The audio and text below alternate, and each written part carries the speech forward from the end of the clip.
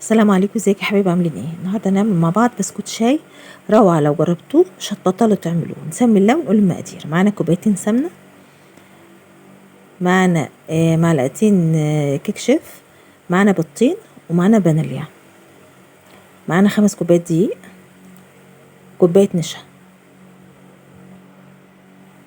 معانا كوبايه ونص سكر بودر. نشوف مع بعض الطريقه. اول حاجه هنحط البيضتين ونحط عليهم فانيليا. هنخلط المقادير السائله الاول مع بعضيها، وبعدين نحط مقادير البودر. ننزل عليهم كوبايتين السمنه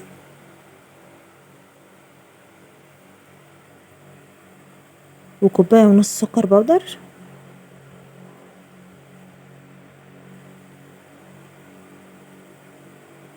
نخلط البيض والسمنه اول، بعدين ننزل بالسكر. طبعا هنخلط المقادير دي كويس مع بعض كده لغايه ما لونها يفتح، يعني لون السمنه الغامق ده شويه ده يفتح معانا. هي مش محتاجه حتى عجان، ومش محتاجه غير ولا مضرب كهرباء حتى، هي في ساعتها هتفتح معاكي.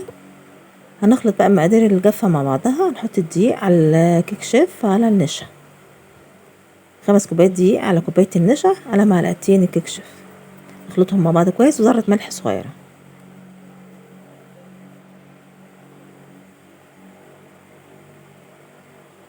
هننزل بهم بقى بالتدريج، ما نحطهمش كلهم، لان الدقيق طبعا ممكن يكون يعني مش هتحتاجيه كله.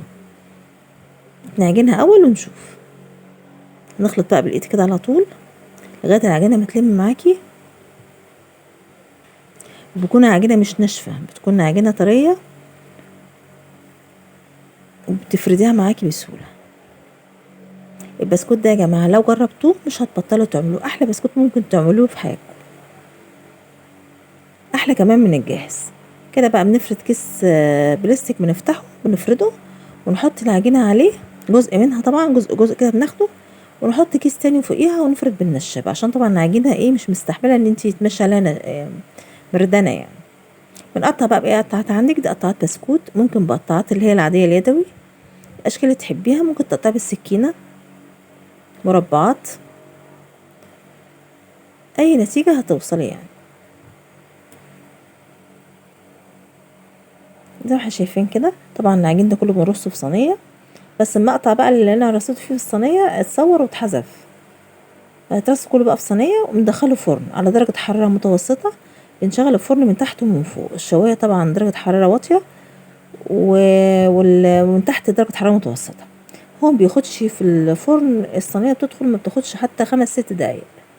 نبقى متابعينها كويس قوي عشان ما يتحرقش مننا. ريحته بقى بتبقى تحفه تحفه، طعمه تحفه. احلى بسكويت ممكن تفطري منه الصبح، احلى كمان من الجاهز. بيطلع بقى بالطريقه اللي شايفينها دي.